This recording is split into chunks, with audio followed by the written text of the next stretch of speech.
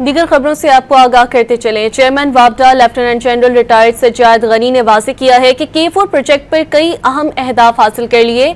उन्होंने K4 project की site का दौरा करते हुए दावा किया कि प्रोजेक्ट का पहला मरहला जून 2026 में मुकम्मल हो जाएगा, जिससे कराची को रोजाना मजीद 260 मिलियन गैलन पानी मिलेगा। देखते हैं इमरान अहद खान की रिपोर्ट।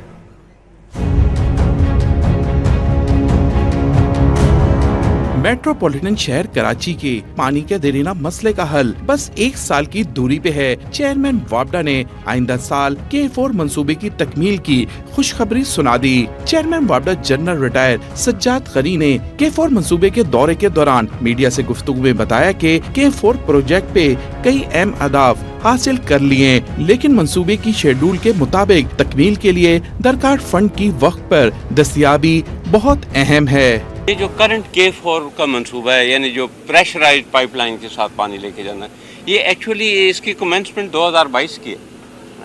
तो 2022 से लेके अभी 3 इयर्स हुए हैं and we are at 63%। Given the funds तो ये नेक्स्ट ईयर में 25-26 में ये कंप्लीट हो जाएगा और 26-27 में इसका डिफेक्ट लायबिलिटी पीरियड और बाकी इसकी जितनी कमिश्निंग और टेस्टिंग है वो सारी हो गई। चेयरमैन वापडा ने किसी भी मेट्रोपॉलिटन शहर के लिए मास्टर प्लान को निहायत जरूरी करार दे दिया।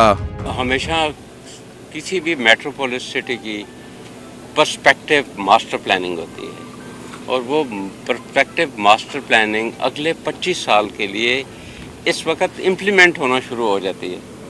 तो बदकिस्मती से कराची के लिए कोई मरबूत मास्टर प्लान नहीं डेवलप किया गया और ना ही इम्प्लीमेंट किया।